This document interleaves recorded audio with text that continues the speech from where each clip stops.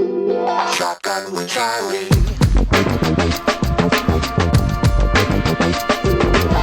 Riding shotgun refers to the practice of sitting next to the driver in a moving vehicle. The term riding shotgun came around after the time of the stagecoach, when somebody used to sit next to the driver holding a shotgun, in case they ran into bandits. My name is Charlie Cook, and I drive a lot. I like to talk to people while I'm driving, so I interview people in my car while I'm driving. Welcome to Riding Shotgun with Charlie.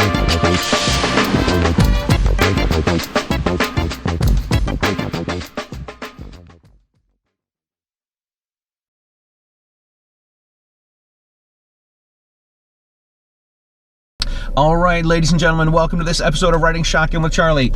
Before we start today's episode, I want to let you know you can buy some Gungram and some Riding Shotgun stickers at ridingshotgunwithcharlie.com on the swag and merch page.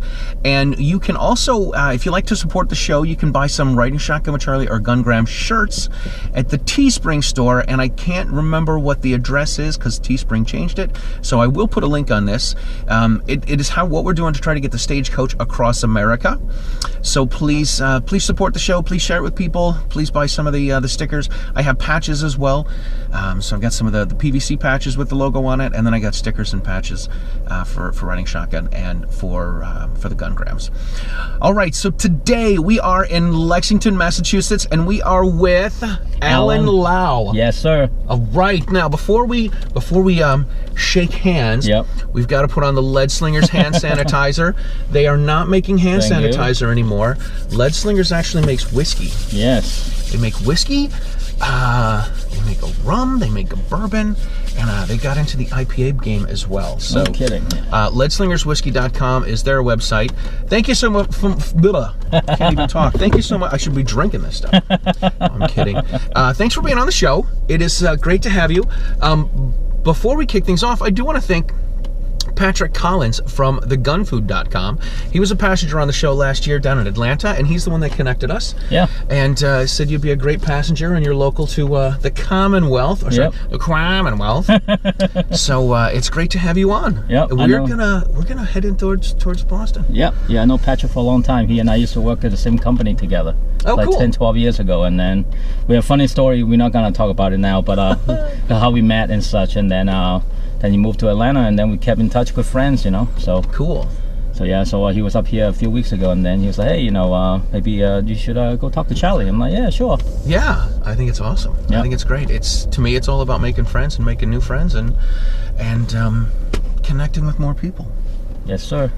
All right, so tell us about yourself. You're a firearm instructor. You have I'm gonna do the white guy.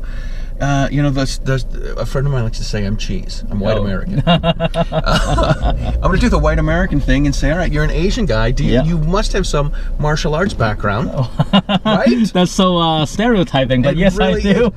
It's not a stereotype if it's true. Can I say that? Oh, that's true. So I'm a long-time practitioner for judo and Muay Thai, and I'm also a combat sport official. I'm a MMA Muay Thai judge and referee in the New England area. Really? Yeah. That's a cool gig. Yeah, so it's fun. I've been doing that for about 12 years now, being an MMA judge and ref and Muay Thai judge and ref. I actually help with the commission in Mass for the rules and regulation for Muay Thai. Wow, yeah. That's pretty wild. Yeah, you gotta take a left. Yeah. How do you become a judge? So a long time ago, before Massachusetts became sanctioning the MMA, so New Hampshire was the only state that's sanctioning fights. Mm-hmm. So then one of my good friends, Kevin McDonald, he is one of the training training counselor perhaps, and then he was one of the pioneers in the local area, and took a course from him, do a bunch of shadowing at MMA shows that was happening in New Hampshire, and then got licensed. And then when Massachusetts finally got approved or become a sanctioning bodies, then we applied, and then I've been a judge pretty much since 2010 when they first sanctioned the shows. That's pretty cool, man. Yeah, that's pretty cool. Yeah. So how does this? You were telling me before we started the show that you're not from You're not from the United States. You said you're from Hong Kong? Yeah, I mean, you can tell by my accent. But yeah, so I moved here when I was a teenager, 13 years old. And then I pretty much grew up in Woburn. How did your parents pick Massachusetts to move to? Because my father's family was already there. So okay. that's kind of like one of those things that, his sister or my grandparents were there already, so that's why where kind of put there. Yeah, sure, that makes sense. Yeah, that's cool. So how does it lead into gun stuff?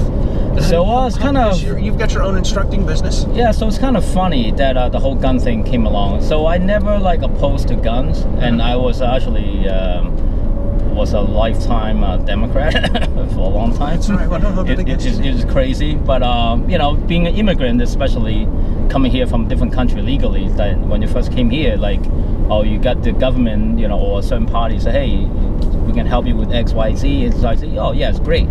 Yeah. So then you get helped, and then you move on. You stand on your own, and that's how I was taught. So then we did all that. So then there was a Groupon deal for Massachusetts. In Massachusetts, if, for the field that doesn't know, you are required to take a gun safety course as part of your application. So there was a Groupon deal that was 50% off or whatever. So and the guy was actually in Woburn. So I'm like, you know what? Woburn, okay. So let me go grab it or whatever, and then I got my certificate, went through the whole LTC process with the town I was living in, and then the first time Obama scare happened, which is 2016 or 2014, I believe, and so that's when I first time buying overpriced this sporting war rifle, perhaps. Gotcha. And but overpriced back then by at least 50% because of the whole scare. So. Oh, totally. I got to say this: we are on one of my favorite roads. I love that we don't really see anything, and then as we get over this hill, we see the Zachem Bridge and the Tobin Bridge, and then we get to see Boston right here. Right? Exactly. I love this. It's one of these things you don't really see anything, you don't see anything, and then you go over this hill and you're like, holy moly, there's all this cool stuff. Yeah, it's nice. All right, so you overpaid for an AR. Yep. Was it Obama's first administration? Or that was second? the first time, yeah. That's the first scare. So that's when I got involved, and I think that was 2014, I believe. 2014. I know that. Or even around that time. I wanted to. 2012, right? That might have been 2012. Because he was a president in 08, right? 08. Yeah. So maybe 08. One of those times.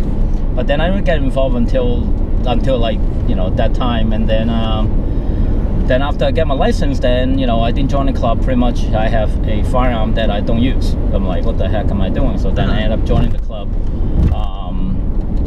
which met many good friends, and then I realized if you become a instructor, you get perks like discounts on firearms. So hey, that's the whole thing started.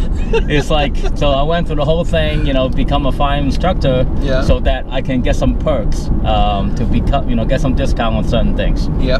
At the beginning. I love that. Once I became an instructor, I became an instructor to support my shooting habit because we don't have any extra money for for whatever, to do fun stuff, because I was married and I had young kids, and but I became an instructor to support my shooting habit, and then I realized, not having a business sense, I realized I can buy guns and ammo and write it off on my taxes, which I think is a pretty cool idea. Yeah. So so depends on when you talk about writing off your guns, though, because now it becomes your entity for legality thing. But anyway, so back to the whole thing. So then becoming instructor, then haven't really teaching for a while, and then until I would say the recent 2 years, friends was like, hey, I want to get my license, I want, can you, teach me? Yeah, sure. I've been doing, a lot of kind of go to their homes with my stuff, and then I do the teaching there, or I have a private space and I rent, or kind of go there. And then until last year, in May of 2020, when the whole lockdown thing has been going on in Massachusetts or around the country for almost for a few months at time, and that's when all the domestic violence thing kind of spiked up. Yeah. So starting in May of 2020, I actually waived all the fees for all the domestic survivors. Oh, that's so cool. So all they would do is contact me and send me an email and tell me their story and why they think they want to get a license to carry. Yeah. And then with that, I bring that information, collect all the information, and then when I go to one of those, two-way conferences, and that's kind of like the reasons. You know what I mean? That's all I do, and then I totally do that free of charge, out of my own pockets. But if you guys want to support me, I can send you guys a Cash App link, for whatever. But a few bucks here and there, it helps out. But I don't look for a lot of money. I'm not doing this to really make money, because that's not my full-time job, obviously. But yeah, so that's what I've been doing. So then at that time, and that's when many videos actually surfaced about the whole Asian being picked on at that time. Yeah. So and then throughout the times, and when I have my friends who's competition shooters and their families, they started contacting me and say, hey, can you teach my wives and my cousins? And so one of the classes was like 15 of them, and they all relatives, and they was like, hey, I want to learn how to use firearms and all the stuff. Yeah, I want to go through the process to get a gun license, right? And because that's what we have to do here in Massachusetts, right? And then what do we do after that? Yeah, and then I always tell them to go find yourself a qualified instructor to get training. It doesn't have to be me. I always say that because I'm not that guy. So if you find someone that you're comfortable, that you think qualified, then you go train with the person, because we are human habit. So like me, from doing martial arts, so your fundamentals are so key. So finding the right instructor at the beginning to teach you the right stuff is so important, because if you start creating a bad habit at the beginning, it takes so much longer to break it. Yeah. So I always tell people, go train after that. Just because you have license, now that's your first step. That's when you need to train and all the stuff. So it really is. A lot of people, and I'm an instructor in Massachusetts too, and I see people, they take the 4-hour non-live firing class. Yep. And I've even done, I teach the Utah class as well. I've had people do both classes, and then the first thing out of their mouth is, all right, can we get this done sooner? Yeah. Sure, my rates go up when you want to finish sooner. Yeah, so they really do. Yeah, it's crazy. But but my classes, I make it like pretty interactive. Actually less blabbing than most instructors, I think. I actually asked the students the questions. I make them think, I make them involved, so that way that's cool. Hopefully they kind of take more information right, than just sitting there and shut off their ears and me blabbing for 4 hours. Right. Who wants to listen to me for 4 hours? Nobody. I include myself. I like to listen to myself talk. Unfortunately, that's why I got my own little talk show. Yeah. So then my other friend who have the insurance agency actually in Boston, is actually interested in me teaching all the staffs in Boston. Oh, cool. And stuff, and because of the same reasons. Yeah. Now with being in Boston and stuff is actually Boston is one of the other thing is the only place that in the East Coast that had the Asian rally from the rooftop Asian with attitude group. Yeah, so in California right now, I forgot where. I think it's in Oakland or San Francisco. So they pretty much have a group of guys, Asian guys. I only seen the Laos flag, so I think they put Southeast Asian. But anyway, so they are patrolling the areas and making sure the elderlies and stuff don't get hit or whatever, because there's a spike report of crime against Asians that right, that is going up. They have a Thai gentleman, in the 80s, got killed from a guy who ran across the street and just push him, flying kick, push him. Wow. And then he ended up dying. Yeah, I saw some video where there's an older Asian guy that was just sitting in a chair, and a guy went over. Yeah, and that's a flying kick to him. Yeah. Yeah, and you're like, what? Part of me's like, I don't get why they're targeting Asian people, and are these people just dirtbags for people? So I mean, you know what I mean? Yeah. So I'm the first person to tell you. I'm the first one to kind of get rid of all these labeling. Like Patrick, you guys don't know, Patrick is a black guy. He's a black kid. Like he and I are really good friends. And I'm always the guy that says that if you are a good person, I don't care your gender, your race, or whatever, because you're a good person. But if you're a bad person, I really don't care who you are. The same thing, you're just a bad person. So all these labeling is actually dividing our society. It absolutely at this point. Even more. And like I don't like to say, certain demographics always doing this to this demographic. I hate to label that, but the stat is there. Like right now Minnesota is being riding again for 4 nights. Like who are the riders? You know what I mean? Like I don't like that labeling, but like you just have to see. You just kind of whatever. But so now like yesterday, then some white guy stabbed a mother and daughter. 8-year-old daughter died, and the mom's like in the 40s died. Stabbing. So I don't care what's who is doing these harmful things. But it's the fact that these Asian people are getting being the receiving end of all these crimes. So that's kind of sad. So I just kind of want to bring up the awareness. But then again, the whole this pick on or discrimination against Asian was nothing new. So it's been going on since I first moved to America, because when I grew up in Woburn, you might want to take a stick. You want the Memorial Drive? Let's go to Memorial Drive. Okay. So Memorial Drive gives us a nice scene of Boston. Cool. So when I first moved to America, like my family are like the only Asian people in the whole town. Sure. In a blue collar town, white, it's okay. You have maybe like a handful of Hispanics and blacks, and that's it. And that was it. Like you grow up, you got picked on, you grow, you learn how to overcome all these things that part of your learning. And it's kind of funny, one of the kids, he's a talented kid, and he, at our 20th, I'm gonna show how old I am. At our 20th high school reunion, he actually came up to me and apologized to me and said that I'm so sorry that I used to pick on you.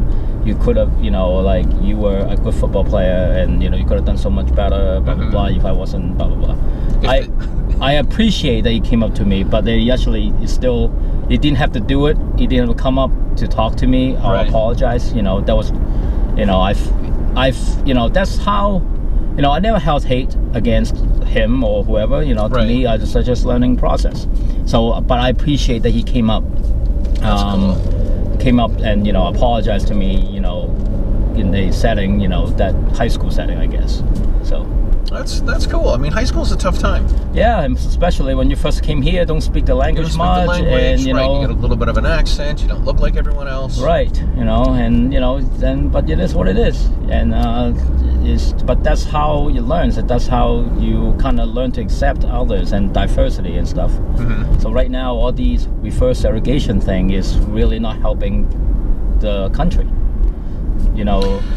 So that's kind of difficult for me to see. Yeah, it is. It is hard to sit here and say that we need to. What's the word I'm looking for? Unity. Yeah, we want to be unified, but then we have to bring attention to people of people that are different, and then I don't know, man. It's just tiring. So I mean, that was for a long time. Like we were like the Georgia, I believe, or like Arkansas, one of the southern states. They still had like. See, you clump all of them together, don't you? I forgot which one, but there was a news that they still had the white only prom and the black only prom. Really? And then the people were going nuts. So I think that was at least 10-15 years ago. Wow. So now fast forward, now we want to have white only graduations. We want to have graduation for Asian, LGBT, or different sexual orientation, different groups have a separate graduation. So now we want unity, but now we actually dividing the people. So even more. So which one are we trying to go? Right. Which one are we supposed to go with? Yeah, so we want unity, but but you need to be segregated. So it's tough. Completely ridiculous, man. It is completely ridiculous. I mean, like you, I live by a pretty easy policy. Don't be an a-hole. Yeah. And if you're an a-hole, it's Non-gender specific. Yeah, exactly. You know, and one of those things that people might not be aware of is China went through something called a Cultural Revolution from 1966 to 1976. So that's when Mao, the chairman Mao, he didn't like how Chinese were thinking. So what he was doing is, guess what he was doing? He was indoctrinating him into more communism, wasn't he? Well, he was. So they became communism back in 1945. Okay. So now 20 years later, they want the Cultural Revolution because they didn't like how the kids were thinking. So the U.S., the cancel culture today is exactly what the Cultural Revolution were, where you pretty much making a whole generation a losing of identity and also changing the way of thinking. So if you talk to people from China who lived under communism, during that time was growing up, like between the 60s to 80s, they don't have an identity in a sense, like they don't know who they are in a sense, like what to believe or whatever, because the China have very strict religion restrictions. One-child policy started in the 70s, and then you are pretty much all your thousands of years of culture being wiped out in 10 years. So that's when the whole Red Army thing, you know, the kids turn against the scholar, the kid turns against your own parents in public settings, spitting on your own parent, publicly executing your parents, and all the stuff. All those things are real. And now this cancel culture is actually walking that way. It's it's not good. Imagine if you were being quote unquote a white person in America at 18, you can't be white. In a sense that, like, if you say you're white, I'm American, you are being, criticized on anything. You say one, they criticize, you say one, you say two, they criticize on, you say two. Like, it's very difficult right now, and I feel bad for a lot of my friends that they're having this identity problem in a sense. So it is a bit frustrating. I remember asking my mom at a young age what our heritage was. I was a teenager. And this sort of became one of these things that you just became interested in. And my mother's answer was, well, I'm from Wisconsin and your father's from Tennessee. And I'm like, that doesn't really help. But then I sat down and I said, okay, I was born in the United States. My parents were born in the United States. My grandparents were born in the United States. My great-grandparents, my great-great-grandparents were born, and I think my great-great-great-grandparents, whatever the next one is. We've been here for, 6 or 7 generations, and there's no way that I'm going to say that I'm English, German, Swedish. Right. If I've never been to Germany, I've never been to England. I've never been to Sweden, and the 6 hours I spent in London, I was drunk.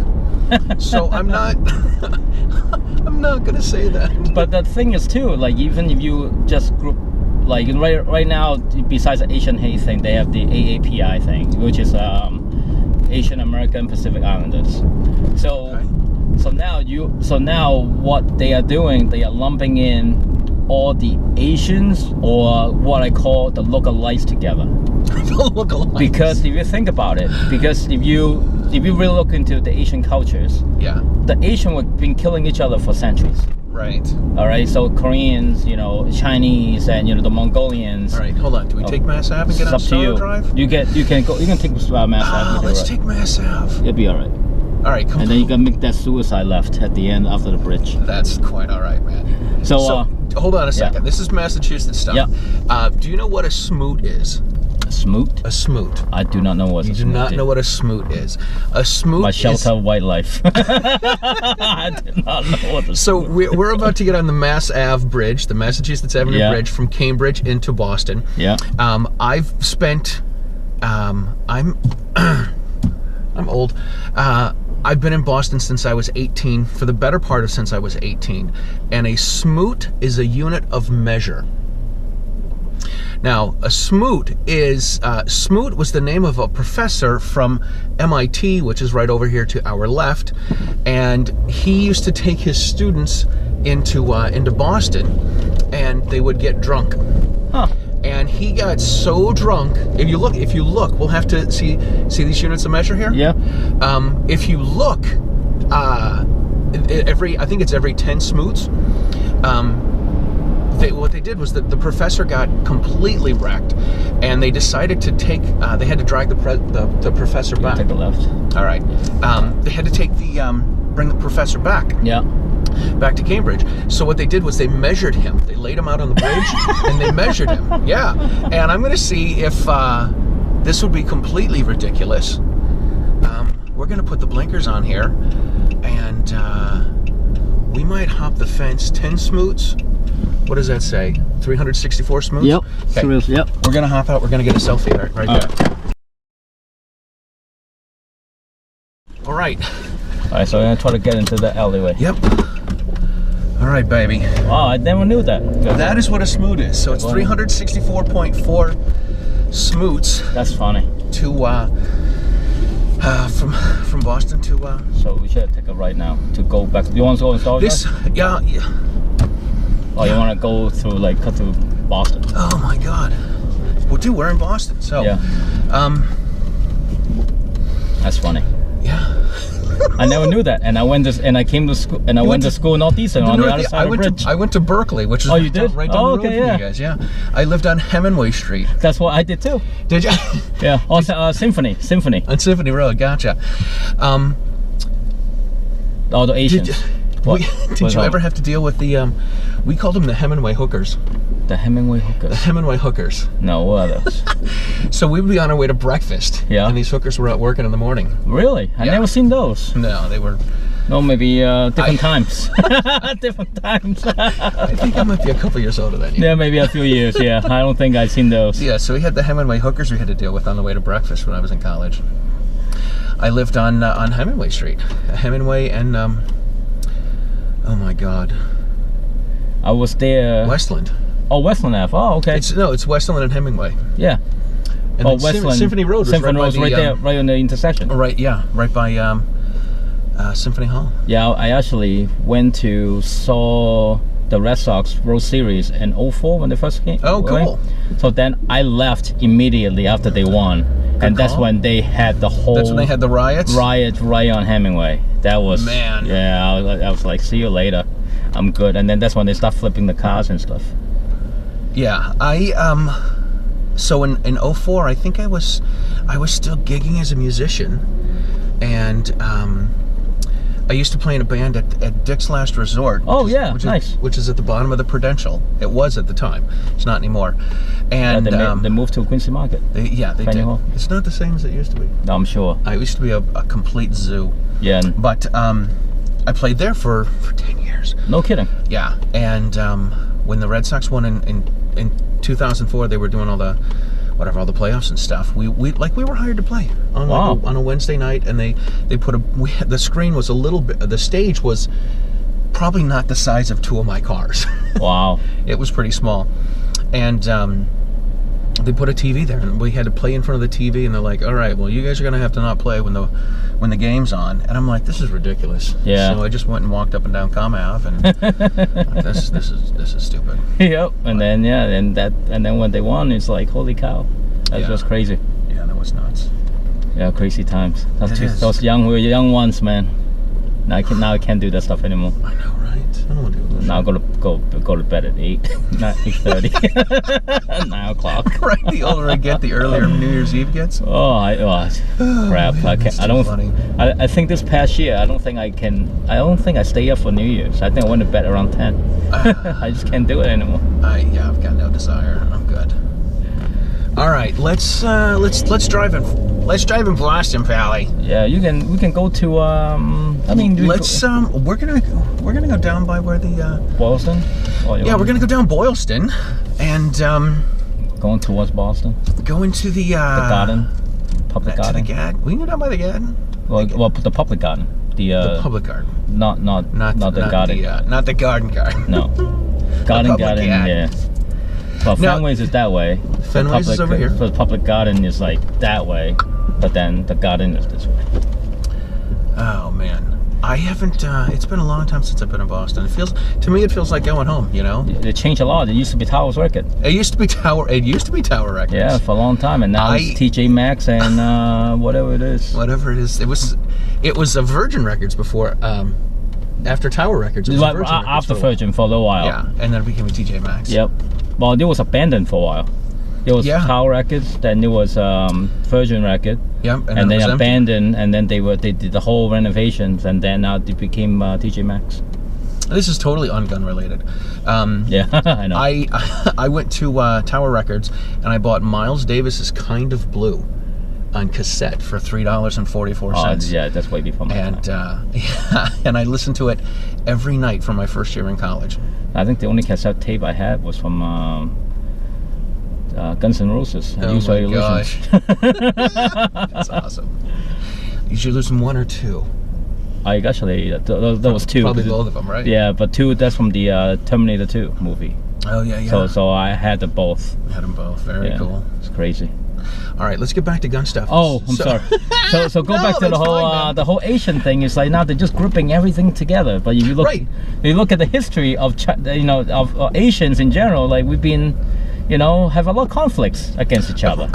Right. The fact that in Massachusetts they couldn't call Muay Thai is because they couldn't, get the people that from the Southeast region, they couldn't come up with the name, and then they went with Southeast Asian kickboxing instead of Muay Thai, because some instructors feel like this is Muay Laos, because that's the region. So I mean, we have thousands and thousands of history. So now, just for me, that they just so easy to be like, hey, stop Asian hate, AAPI, but it's really without the understanding of the culture itself, or themselves rather. So I just felt like we just kind of being checked off a box and then got shoved right now, and it's not really doing something about it, because again, discrimination against Asian people have been going on for a long time. And then it's like, I just watched right before I met you, like I heard the commercials, hiding behind the smiles and all the stuff, because many Asians, culturally is taught kind of tolerate.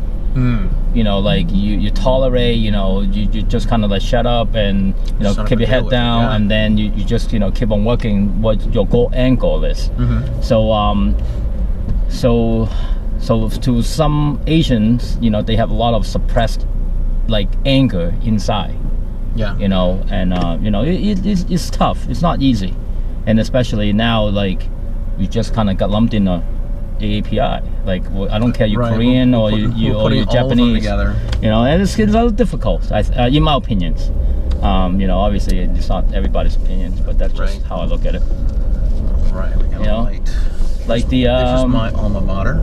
Oh, there you are, Berkeley. Berkeley. I used to play at the Prudential. Yeah, that's awesome. Yeah, I spent a lot of time here when I was in college, long time ago.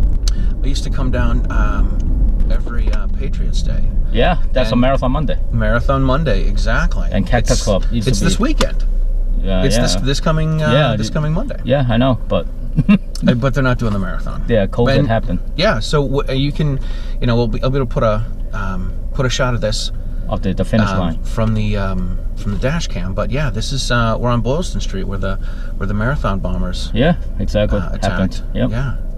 Before the Pru was this big, I played for a radio station down here one time. Oh, really? Yeah, we played just before the finish line for, oh my God, I can't remember what radio station it was. Not AAF. No, it wasn't AAF. It was like a classic rock station. I was in a Motown disco funk band. Oh, wow. Yeah. And we played it just before the finish line. Oh, so you can see this. I mean, I love this shot. I love the shot of Boylston Street. You can see all the way downtown. Yep. And they get the Capitol Grill here. They get the Heinz Convention. Yep. I got my college diploma at the Heinz Convention. Oh, you did? I did. I got mine at the Garden. Cool. The TD Garden. Well, I mean, Northeastern has the most people. Yeah. Like students in the country. So when you, so we used the someplace big. Yeah. So we used the TD Garden. That's cool, man. That is way cool. Yeah, funny. Yeah, things in here in Massachusetts are messed up. The last time I came to the marathon, It was after the bombers, obviously. Yeah. I came with my kids a few years ago, and I only carried 2 guns and 3 knives on me. Huh. And we're right about where the bomb went off. Yeah, that's And I think, oh, you're right, it's the next block up. Yeah, the next block but up. we hung out right here by the Prue. Yeah. And you know, packing heat and carrying blades. Yeah, it's crazy, especially now with all these gun laws happening, especially in like. So I mean, we really seem to have 2 countries. We have the countries that are moving towards constitutional freedom, and I think Tennessee is going to be becoming the 20th constitutional carry state. And Texas also. Texas is voting on it today that we're filming this. And then we have Massachusetts that has, we have our politicians who want to. Here's where the bombers went off, right here. Yeah, right there. The Massachusetts politicians want to export our gun laws to free America. Yep. I mean, I say we live in occupied territory. Yeah. And they want to export our gun laws to free America. And I tell people, I'm like, here's the Massachusetts gun laws, baby. Magazine restrictions, assault weapon restrictions. There's guns that you can't get because they're not on the approved weapons roster. And then there's another imaginary list that they say they have, but they don't say they have, but they do have. Yeah. And it's like double secret probation in Animal House. You know? Yeah, it's crazy. Huh? They're working on the finish line. Yeah. How about that? Yeah. It's in Massachusetts is tough. It's tough. It is, and I hate saying this, but when I talk to my friends in Free America, they ask when I'm moving and talk about how dumb the gun laws are, and I'm like, I teach a 4-hour non-live firing class. People can take the class, get their gun license, spend $100, get the license, go through all that nonsense, get their gun license, pick it up when it comes into the police station a couple months later, and go to the police station, pick up their permit, their license to carry, go to a gun store, buy a gun, buy ammo, buy a holster, and carry it out, and they're not breaking the law. And then my friends are like, dude, that's crazy. I know it's crazy. Don't tell anyone. And that's only if you living in a town that the police chief. They want to. So it's okay. Let you have no restrictions. Yeah, but then if you live in some other cities, towns, the police chief is not as pro 2A, then So in Woburn, one of my high school friends who took a class from me, he actually Woburn has a separate test. Really? It's a part of the. So after you took the course and everything else, and then he has to take another test for the Woburn. Oh my God. Yeah, and the first time applicant is all restricted. Unbelievable. Yeah, it's crazy. It is. I mean, I'm sure I've been teaching gun classes for 13 or 14 years, and I had a young guy that had a lot of speeding tickets, and he said his chief of police would put restrictions on it unless he would give him the license to carry Class A, because we used to have 3.5 different gun licenses. Yeah. With the Class A, the Class B, the FID card, and the FID restricted. Yeah. So he got a Class A, which meant he could have large capacity rifles and shotguns. But he had restrictions, and the chief told him if he went for a year without any speeding tickets, then he would lift the restrictions. Yeah. Like, what? So what speeding has to do with your ability to protect yourself, right? None. And it's ridiculous. And the other thing is too, like, so if you live in certain cities and your police chief, your chief of police doesn't want to give it to you, right? But once you have it within the state, you can go anywhere within the state. Exactly. So if you lived in, let's say, one of the green towns, let's say your town, right? You have an unrestricted LTC. You can carry into a different city. Into a town that's got where the chief has restrictions. You know what I mean? So yeah. So it's very, so it's inconsistent, and that logic doesn't make sense, and inconsistent, because one of my counselors, I asked him the same question. I was like, about the whole LTC process in Massachusetts, and he says there's no state amended process. It's pretty much every single town, whatever the chiefs of police decided to do, that's the way it is. Yeah. So some of my friends, I think they lived in Jefferson, so they wanted 2 recommendations and the applications and everything else, and then some other people that I know that they need 5 recommendations. Oh my and God. then write an essay. Oh my God. Yeah, Lowell was doing that for a while. Yeah, and there's a lot of things, you know. It's just crazy. So yeah, so it's very inconsistent. So it is. if you want to go to TD Garden, just go up We go this way. You want to get a picture in front of Cheers? Yeah, sure. I mean, we are in Boston. Yeah, Cheers is already over here. Yeah. Over here. Yeah. Dude, I'm good, man. Yeah. I'm sorry. I've been here a couple times. Yeah. I spent my 26th birthday Really? at Cheers. And then I went and gigged. A typical musician. I know, right? All right. Cheers, man. Let's do it. We'll put the blinkers on. Whoops. That's not the blinkers. We'll put the blinkers on. Let's get a picture from the Cheers bar, baby. That's actually one of the things I like about your shows. You always hop up on selfies and stuff. Oh my God. I was in, so we'll put the Cheers picture here. Yeah.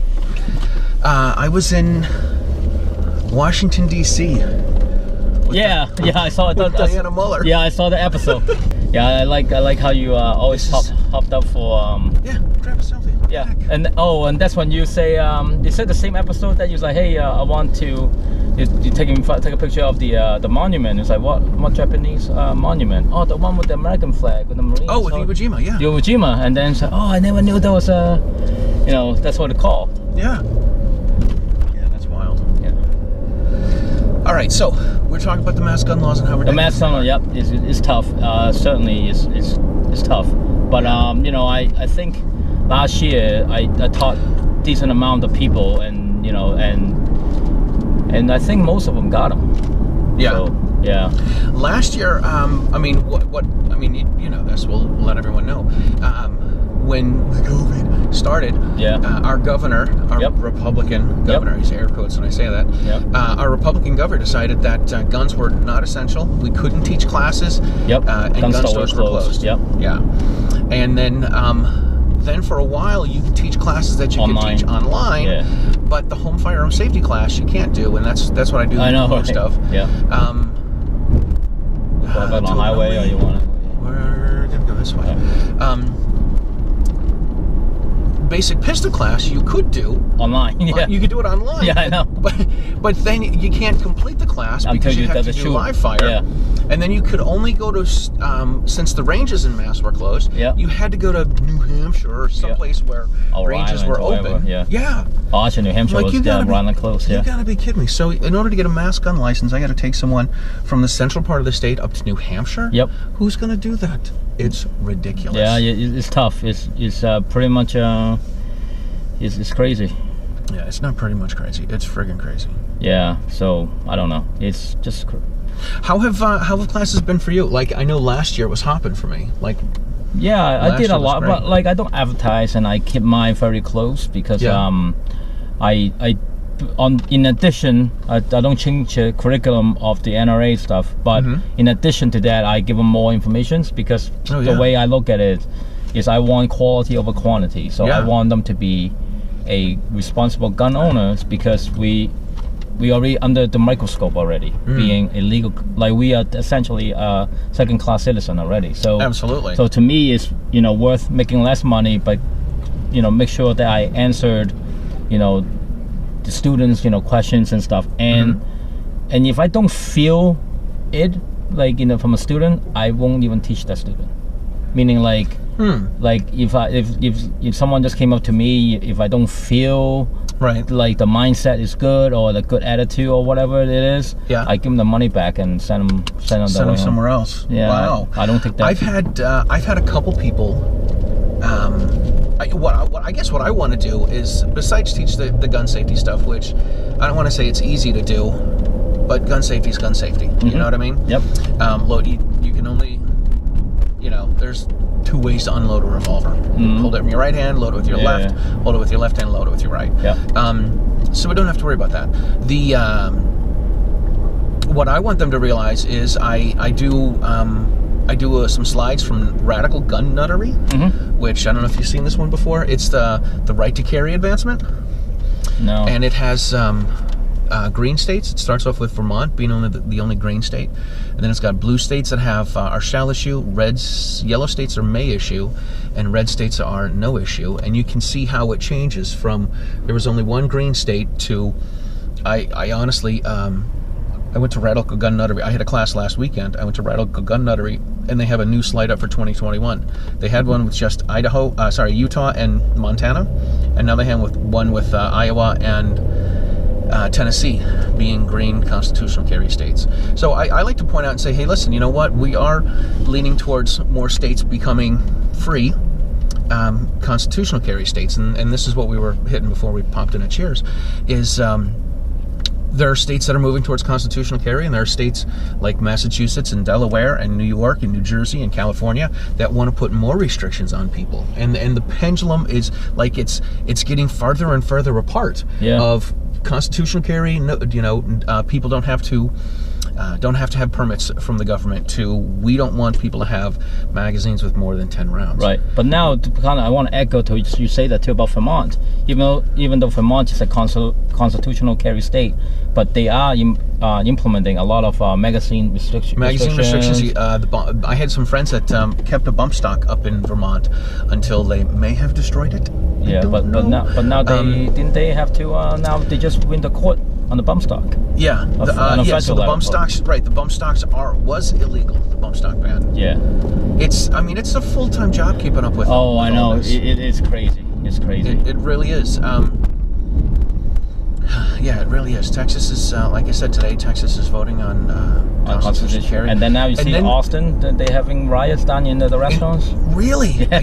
I didn't see that. Yeah, they crazy. I'm into a lot of groups with a lot of Asian groups. Yeah. So, and then Texas happen to have a lot of Asians too. A lot of Asians are pretty much everywhere. But now the gun loving Asians are actually start to hey, hit me up with videos and stuff. So they kind of doing what they did in New York. They just walking to the restaurants and then standing on chairs and tables and yelling and screaming and blah blah. And this is ridiculous. In Austin, Texas. The other thing that is interesting is there were a number of instructors that came out and said that constitutional carry in Texas is not a good idea because then they won't be able to make money teaching classes.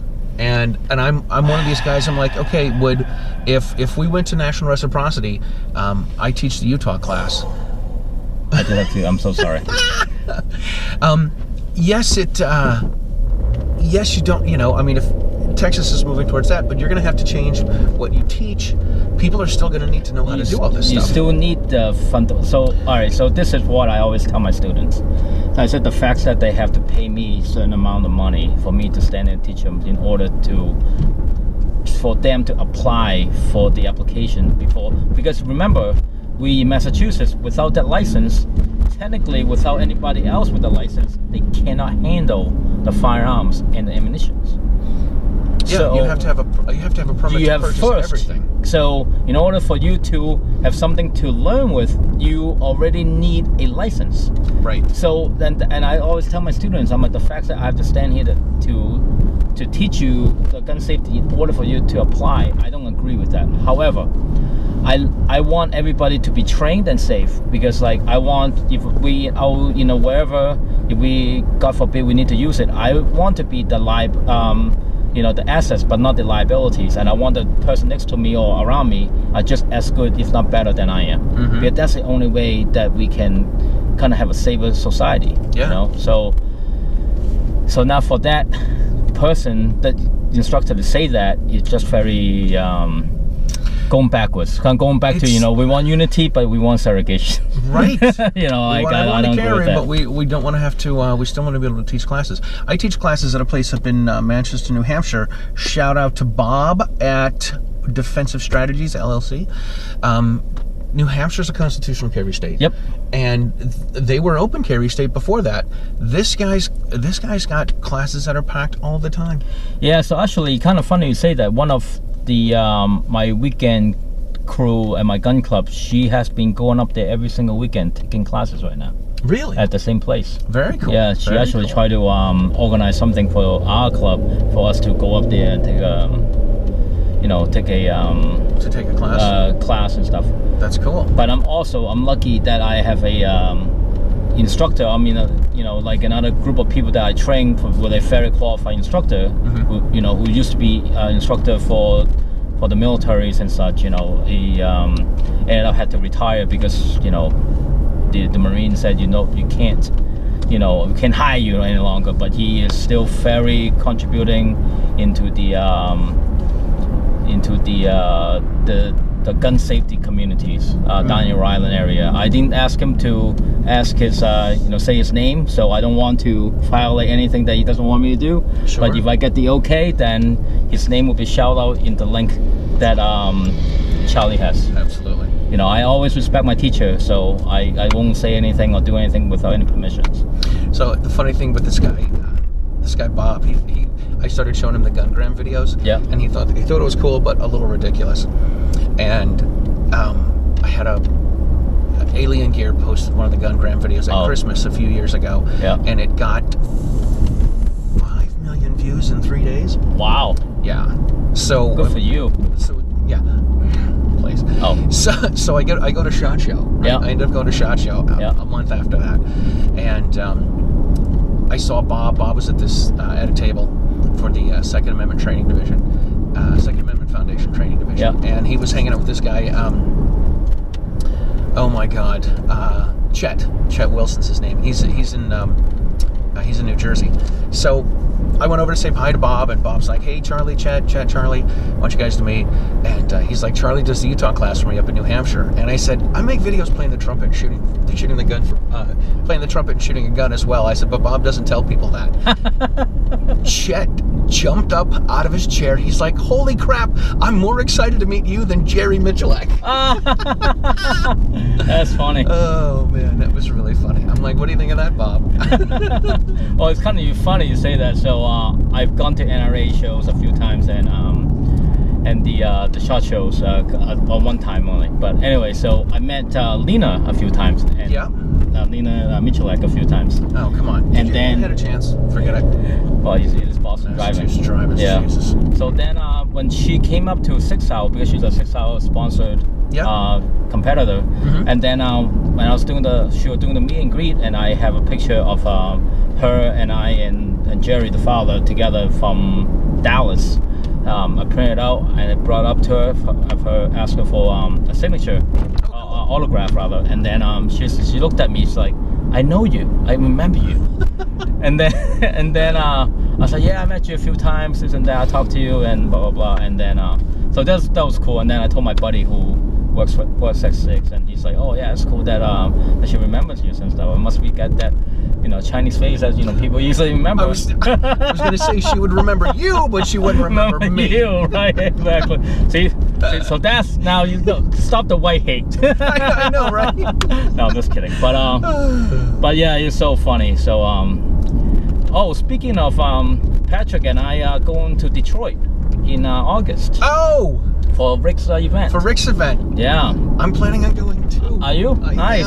I am. So I know most of the logistics has already been completed. So we have just waiting for the final things to see what's going on. But yeah. Very cool. That's going to be a lot of fun. Yeah, it's going to be my first trip in over a year and a half. Oh my God. Good for you, man. I had to cancel all my trips in 2020 because of COVID.